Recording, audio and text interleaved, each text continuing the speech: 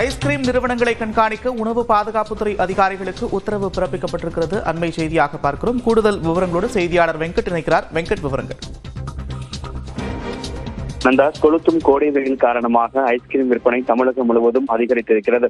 உணவு பாதுகாப்பு துறையின் சார்பில் உரிமம் பெற்ற ஐஸ்கிரீம் தயாரிப்பு நிறுவனங்கள் மட்டுமின்றி சந்தையில் தேவை அதிகரித்திருப்பதால் உரிய உரிமம் இல்லாமல் ஐஸ்கிரீம் உற்பத்தி செய்வது, இயற்கை சர்க்கரைக்கு மாறாக சுவைக்காக நிறுமிகள் மற்றும் செயற்கை சர்க்கரையை கலப்பது, சலவைத்தூள் கூட்டு பொருட்கள், குளிர்பானங்களில் பாஸ்போரிக் அமிலம் போன்ற கலப்படங்களை சேர்ப்பது, ஐஸ்கிரீம் மற்றும் குளிர்பானம் தயாரிப்பில் அசுத்தமான நீர் பயன்படுத்துவது உட்பட கோடை காலத்தில் உணவு பாதுகாப்பு துறையின் விதிகளுக்கு மாறாக கலப்படங்கள் அதிகரிக்கக்கூடும். எனவே உணவு பாதுகாப்புத்துறை அதிகாரிகள் ஐஸ்கிரீம் உற்பத்தி நிறுவனங்கள் மற்றும் குளிர்பானம் உற்பத்தி நிறுவனங்கள் தொடர்ந்து சோதனை நடத்தவும், கோடைக்காலம் முழுவதுமே சம்பந்தப்பட்ட நிறுவனங்கள் உற்பத்தியில் உணவு பாதுகாப்பு துறையின் வழிகாட்டுதலை பின்பற்றுகிறார்களா என்பதை கண்காணிக்கவும், மீறும் பட்சத்தில் நடவடிக்கை எடுக்கவும் உணவு பாதுகாப்புத்துறை அதிகாரிகள் உத்தரவிட்டிருக்கிறது.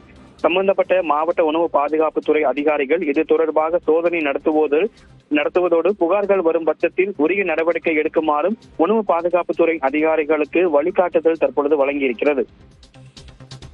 நன்றி வெங்கட், விரிவான விவரங்களுக்கு.